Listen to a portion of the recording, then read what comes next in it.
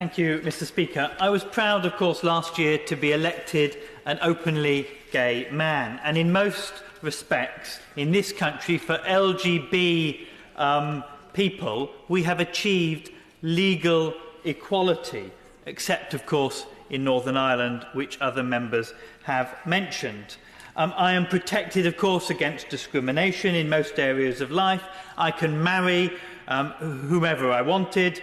If anyone would want to marry me, of course, applications on a postcard, and I can date the person and in the style that I want online, and of course, consensually, I can sleep with who I want without the fear of persecution.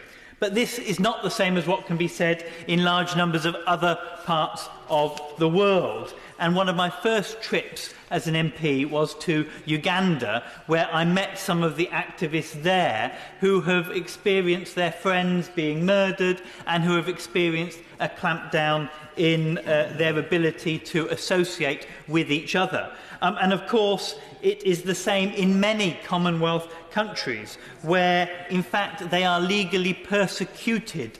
And this, of course, is not right.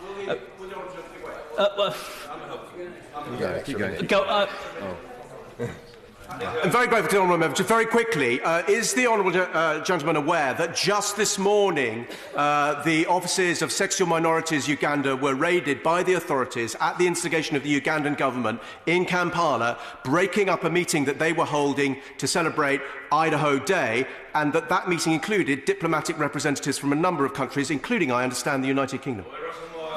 This is disgraceful. I was in those very offices only a few months ago, and I hope the government will raise this with the Ugandan government. And I hope that if the Ugandan government keep clamping down, that we offer space in our embassy compound for those meetings to continue, as I know other European embassies have done. However, what I do want to touch upon before I finish is also about not being complacent here in the UK. And of course, making sure that we understand there is discrimination and hate crime that goes on here in the UK.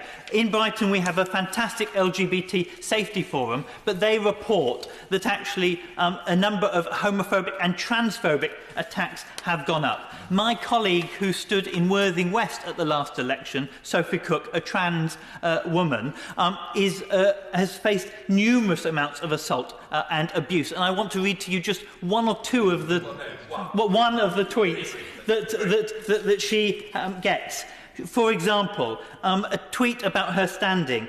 It says, "It's a tranny fest. Welcome to tranny Labour, tranny Corbyn. This is what Britain has come to." And she receives hundreds and hundreds of those kinds of tweets every single week. And it is unacceptable. It's unacceptable that we've not had an openly trans person here. We have 300,000 trans people in Britain, to many accounts, and we need to do better in representation in this Parliament. Great, we have a great gay Parliament. Let's move forward to combat transphobia and have a more trans-friendly Parliament as well. Thank you.